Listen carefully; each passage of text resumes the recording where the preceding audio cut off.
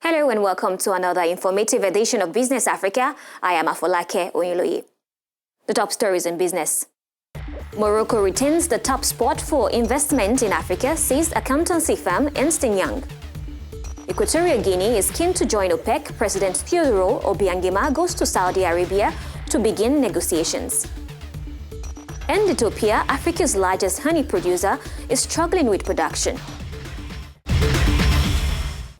Morocco's economy continues to see an accelerated growth.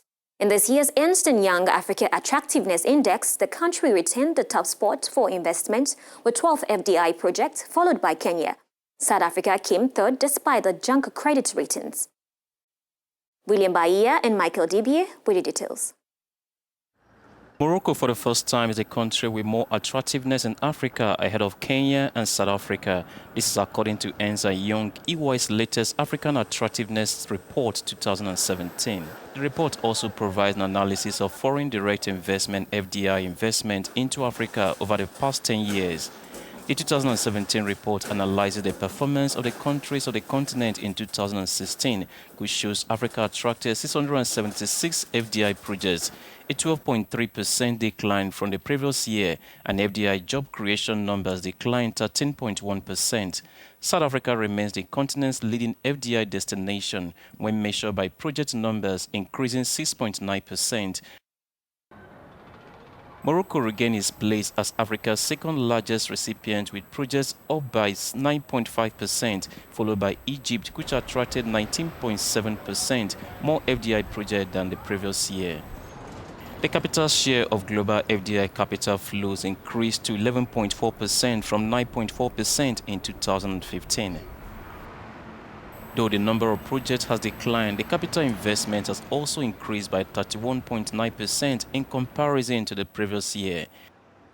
A total of $139 million was injected in the African economy last year against $92.5 million in 2015, making Africa the second destination for more strong growth in FDI. Michael Lalor, director of EY Africa Business Center, is joining us from Johannesburg, South Africa, to shed some light on the issue. Welcome to the program. Thank you. Thanks very much. If I may ask, why do we have these ratings? There's some confusion in the minds of investors around some of the shorter-term factors that might drive perceptions of investment attractiveness or not, and longer-term factors. And often, and particularly in times when economies aren't performing as well as they have been, that people get caught up in the noise, in the short-term noise of economic uncertainty, instead of focusing on some of the longer-term factors that drive investment attractiveness, such as the relative diversification of these economies, the investment going into infrastructure, the focus on governance, the focus on human development. For us, those are factors that drive some of the longer-term attractiveness for different markets. So we decided to use objective data and put together some rankings that married some shorter-term, more macroeconomic type factors with some of those longer-term determinants of investment attractiveness to help provide investors with a more objective view on where some of the more or less attractive investment destinations might be across the continent. Kindly share some light on the economic impacts of this rating. I guess they could provide government across the continent with a guide as to where attention should be given, what it is that makes a destination more attractive to investors than others. So factors such as business enablement, factors such as the quality of the infrastructure, factors such as the quality of human development, i.e. health and education, the levels of governance. These are all factors that long-term investors look at, and they weigh up different markets against each other.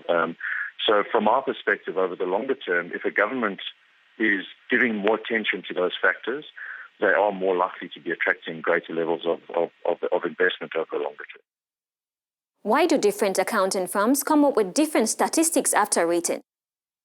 Look, to be frank, I'm not aware of other accounting firms doing rating or rankings such as ours, and we've got a very specific focus on Africa. We've got, as I said, an 8-year track record of producing these attractiveness surveys. And again, what I must stress is that ours isn't a subjective view. We are using objective facts, objective data to build up rankings based on what we understand, based on our experience and our knowledge, to be factors that are important to investors. So, there's not a great degree of subjectivity involved here.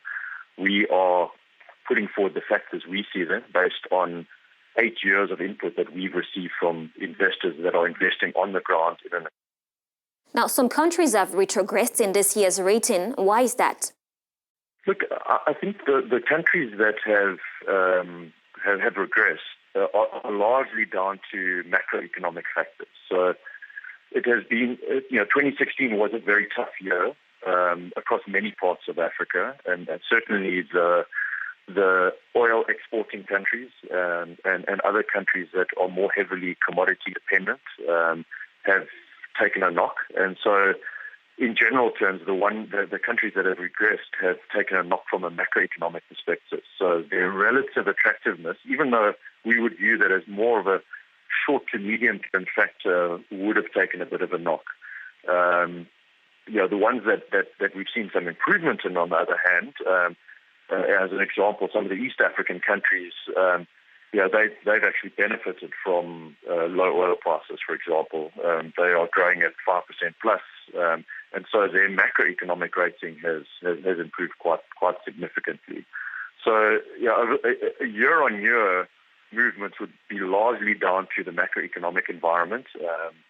But over the longer term, we'd be looking, as I said, at other factors, at longer-term factors such as the quality of infrastructure, such as investment going into education and health, the quality of governance, and so on. So over the next couple of years, we would expect to see some movement up and down, depending on the focus on some of those longer-term factors.